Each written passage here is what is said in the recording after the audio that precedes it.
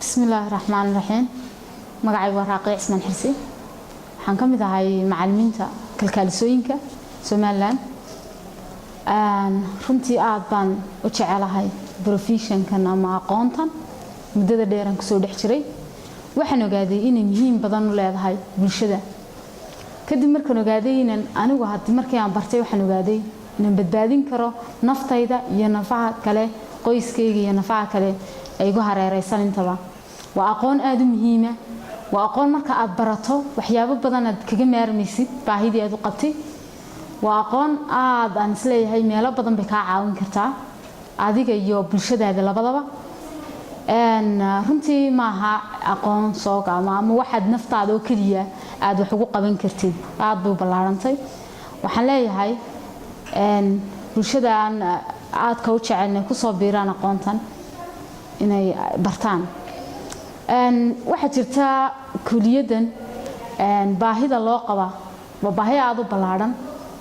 هذي تحق بالشو قيس يفهملي انتبه واي واحد لقوا بدبادين كرا أما واحد كوب بدبادين كرتا نفعه بدن قف إما كتصالحان قف وفهملي جاء وديك كوك عيا كله هذا صف ضده وجان كرا صف ضده ودويسن كرا ما ها مداد عيد انت ديدي سيد قف كده بعد كاسو جاريسو أما وكاحن وسن كرايه ما ها ووحك عنت هذا كل حلا رنتي عيد كل يضب هنت هاي وحويان iyadoo de aad dhakhtar la kaashatid oo siyaabo kadib wax dheeraado inta loo baahdo laakiin waa aqoon si fiican aad adigu naftaadii ugu badbaadin kartid iyo cidii kugu xirnaydba runtii cidda loo dhigan karta kuliyadan ama cidda looga baahan yahay inay dhigtaan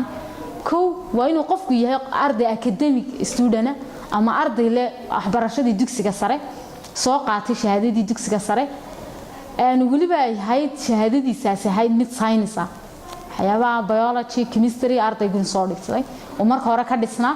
دم waxay u fududaynaysaa hadhow toole inuu ardaygaasi uu si fudud u baran karo aqoontan way aqoontan markeedu hore science ama cilmiga waxa la yiraahdo cilmigu waa kalena waxna waa arts wala waxna waa science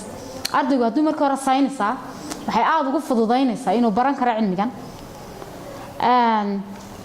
ujeedooyinka ay kuuliyadani oo aasaasantahay ama loo furo waxa weeyaan waa in la helo qof kalkaaliso dhameystiran oo badbaadin kara qof dhiig baxaya qof xanuun hayo qof oo xanuun daran oo beyn hayo qof adigu dhibaato hayso inuu yahay qof badbaadin kara inuu yahay qof marka hore u soo jeeda ama si toos u doortay kuuliyadan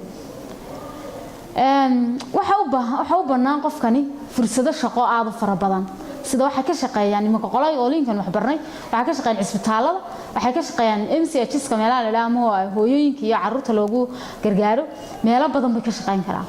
qofkani waa qof si toos ah u dhameystiran cilmigiisu waxyaabo badan badbaadin kara ama ku qabsan kara qofku waxa kale oo bannaan markuu cilmiga dhameysto muddo shahaadooyin lagu qaato way kala duwan yihiin shahaadooyinka laga qaato waxa kamid ah in diploma qofku qaato degree oo qaato labada shahaado labadaba lagu qaataa qofku wuxuu markuu shahaadada digriga sare dhameysto wuxuu ku sii kordhisan karaa shahaadada masterta oo ku diyaarin karo fakalo ama fiilal kala duwan sida public health isagoo noqdo nursing oo kale oo iyadu qayb ku sii kala takhasusta inkastoo ay dalkeena ka jiraan laakiin meelaha ay ka jiraan sida neerasta dadka waaweyn qaar la yiraahdo neerasta caruurta kuwa xanuunada maskaxda ku dhaca iyada waxay u kala baxdaa fiilal kala duwan ama qayb kala duwan oo hadhow ardaygu ku takhasusi karo marka ma aha aqoonka soo gaaban waa aqoon aad u balaaran waa aqoon aad waxyaabo badan ardaygu ku qabsan karo takhasusaad badan uu ku diyaarin karo shahaadooyin kala duwan uu ku qaadan karo waxyaabo badan uu ka faa'iidi karo runtii markaan salaam markaan anigu aqoontan bilaabayay iyo markaan dhex galay way kala duwaneen markaan bilaabayay fikir kale aan ka aaminsana oo haada inaan naftaydu wax ugu qabanayso shaqooyinka kale sida dadka xafiisyada fadhiyo kale laakiin markaan soo dhex galay waxaan ogaaday inaan bulshadan wax ugu qaban karo waxaan ku soo gabagabeynayaa hadalkayga runtii fakalkani ma aha wax kooban ma aha aqoon kooban waxaan aad ugu dhiirigelinayaa daayirta wax baranaysa inay ku soo biiraan maadaama yahay shaqada aadka u balaaran